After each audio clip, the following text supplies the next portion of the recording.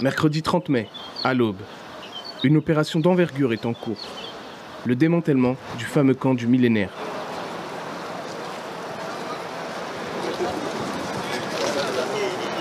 Implanté depuis janvier 2018, ce campement comptait près de 1300 réfugiés qui s'étaient installés le long du bassin de la Villette, dans le 19e arrondissement de Paris.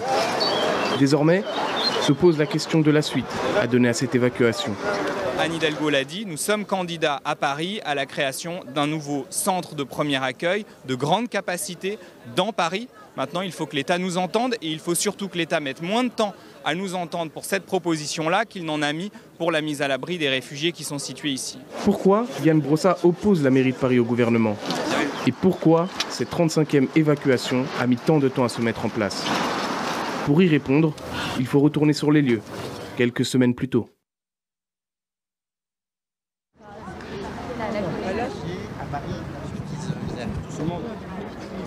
Nous retrouvons la maire de Paris, Anne Hidalgo, qui, comme tous les vendredis depuis 2 mois, se rend dans le camp du millénaire. Une visite où il arrive qu'elle se fasse interpeller par les réfugiés. From Sudan? From Sudan, Darfur. Yes, Yeah, Darfur. Okay. And you were in... No Junub Sudan, no Shumar Sudan, no Darfur. Darfur. Yeah. And you were in Calais? Yeah, Calais, state Calais, no document. Here, no document. Why? No problem, come back Sudan. Then it's leaving. You meet with the team of France Terre d'Asile. You meet with... Speak français, no, c'est bien. Speak Arabic. Mais surtout, une visite pour marquer son désaccord avec le gouvernement actuel sur l'évacuation du camp. J'ai sollicité bien sûr à plusieurs reprises l'État. La réponse qui m'est faite, c'est qu'il faudrait que je demande une évacuation policière de ce campement. Vous voyez les uns et les autres quelle est la situation et que bien évidemment une évacuation purement policière ne permettrait absolument pas de régler la situation. Elle risquerait même de conduire à un chaos beaucoup plus important. La capitale de la France ne peut pas accepter d'abord qu'on traite de cette façon-là ces personnes et deuxièmement qu'on ait pour seule réponse le fait de dire une évacuation policière résoudra le problème. On sait très bien que ça risque au contraire de l'aggraver.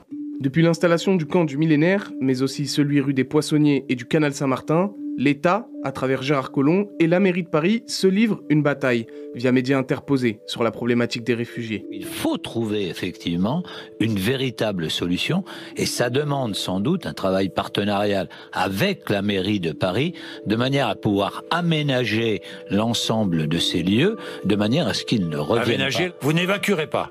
Si, on évacuera, mais je ne veux pas que les gens reviennent.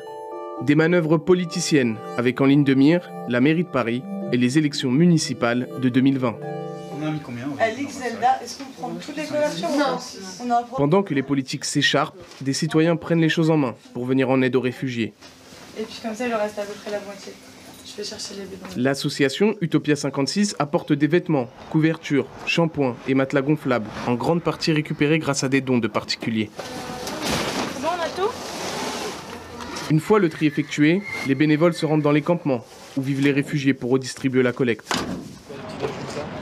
Aujourd'hui, direction rue des Poissonniers, dans le 18e arrondissement de Paris, où vivent près de 50 réfugiés. En seulement quelques secondes, les cartons sont vidés. Bon, c'est fini? Bah, on va en chercher d'autres. Une aide extrêmement importante pour les réfugiés. C'est une aide indispensable. Ils nous donnent des couvertures, des matelas et des produits hygiéniques pour nous laver. S'ils ne nous aidaient pas, ce serait difficile pour nous car nous vivons dans la rue. Je ne pensais pas être accueilli ainsi en France. Moi, je pensais qu'ici, on aidait beaucoup plus les réfugiés. J'imaginais qu'il y aurait une solution pour l'hébergement. Je n'aurais jamais imaginé devoir dormir dans la rue en venant ici.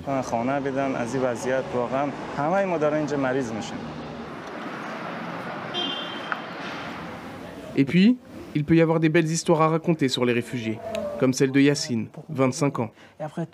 Originaire de Somalie, il est arrivé en France il y a 1 an. Avec des amis eux aussi réfugiés, il a créé son association. Son but, accompagner les réfugiés dans leurs démarches administratives, les aider en donnant des cours de français. Mais au début, ça n'a pas été facile pour Yacine. Je suis arrivé ici à Paris et je ne connaissais pas en personne, ni famille ni amis. Et mon premier jour, je suis allé à Stalingrad et j'ai commencé mon fille en France à Stalingrad et j'étais là pour un mois. Donc la fille, c'était très difficile. Les parents n'étaient pas très gentils avec moi et avec tous les migrants qui étaient là. Son association organise aussi des événements qui permettent aux réfugiés de favoriser leur intégration dans la société. Et parce que beaucoup de réfugiés n'ont pas contact avec les locaux. Et normalement, ils habitent dans un centre d'accueil et 200 personnes, ils sont tous réfugiés. Et ils vont à l'école, ils apprennent cours de français, mais ils sont isolés. C'est pourquoi on organise comme événement avec tout le monde, le français, américain. Et donc c'est l'objectif pour une image globale. On est tout normal, il n'y a pas de réfugiés. Et s'il y a réfugiés, on est tous les réfugiés. Hassan will be your partner, I think. You're my partner. Okay. You're my partner. Okay. Abdul, habari watan halkan ku tala. That was you. Yeah, because of each, this one, it's already 7. It's all right, all right. De retour à l'évacuation. Désormais, se pose la question de ce que vont devenir les réfugiés délogés du camp du millénaire. Où vont-ils être logés? Pour le moment, la plupart ont été redirigés vers des gymnases et des centres d'hébergement. Alors on est ici dans le 12e arrondissement de Paris, au gymnase de la Lancette. C'est ici qu'une centaine de réfugiés qui ont été délogés du campement du millénaire vont être accueillis pendant une période estimée entre 15 jours et un mois avant que justement leur demande d'asile soit étudiée. Désormais, ce sont des démarches administratives qui les attendent.